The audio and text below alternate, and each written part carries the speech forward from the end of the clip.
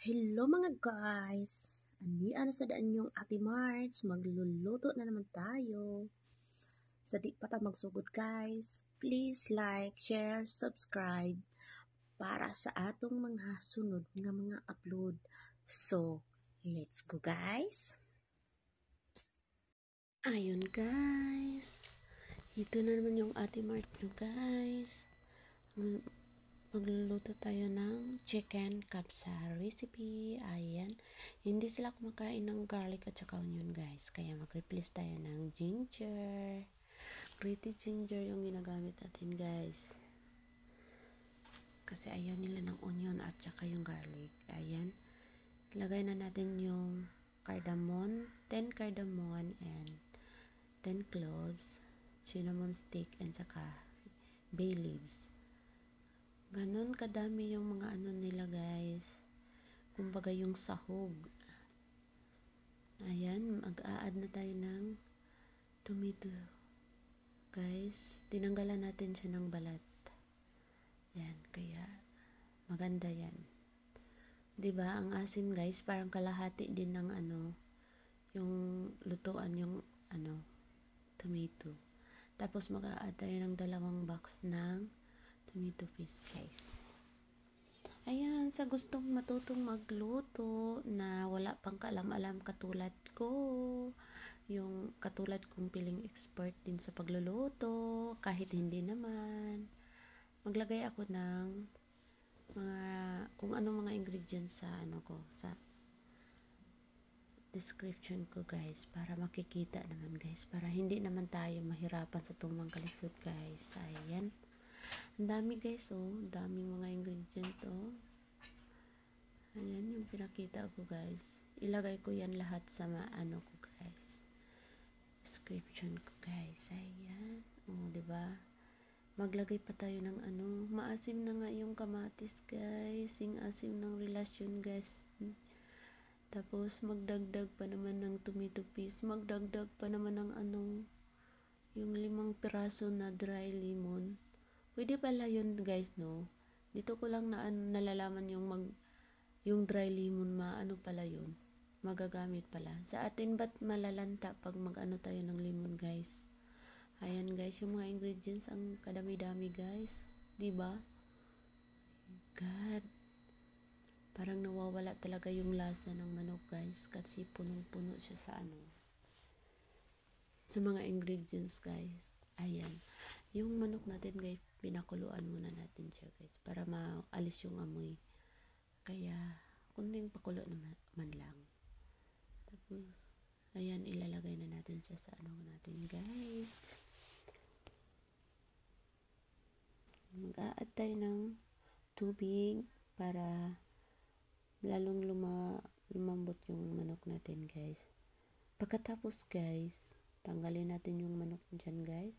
I-oven naman, oh, maproseso, sobrang proseso. Kaya yung mga tagaluto sa ibang bansa guys, parang ayaw nila yung magluluto guys, kasi sobrang pagod talaga, kasi ang isa lang lutuin guys, ang daming proseso. Kaya ayan, tuloy sumasakit talaga yung katawan namin guys, kasi first day ng Ramadan, sobrang pagod. Tapos isang buwan yung Ramadan guys.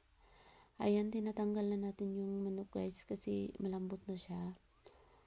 At saka magawa tayo ng ano, para sa mixture sa chicken guys. Tapos yung olive oil guys, tapos tomato paste guys, then black pepper, then mag-a-add na din ako ng ano guys, salt, konti lang.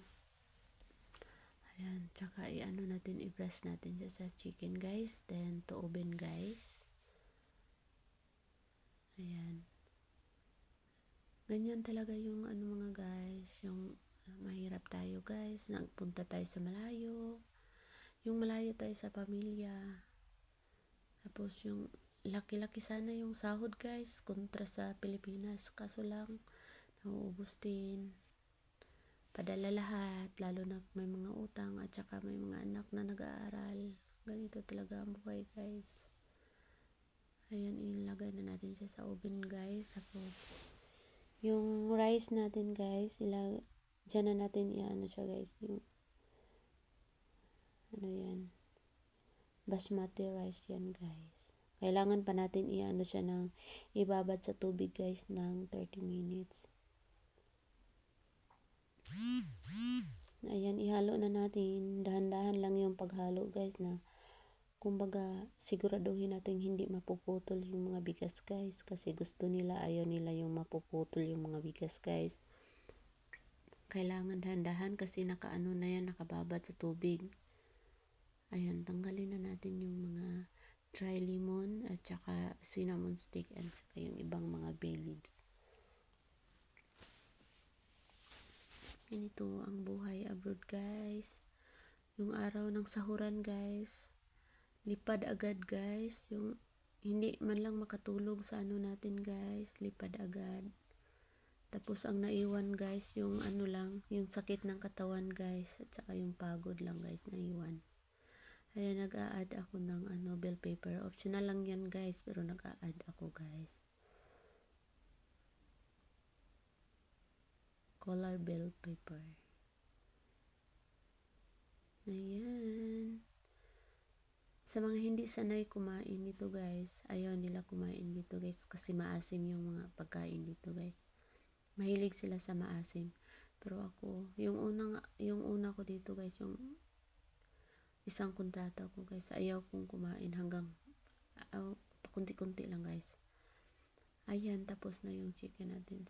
Ganyan siya guys, ilagay sa taas yung yung chicken. Yan ang chicken kabsa recipe guys. Sobrang asim. Ayan, patapos na yan guys. Thank you for watching. Thank you.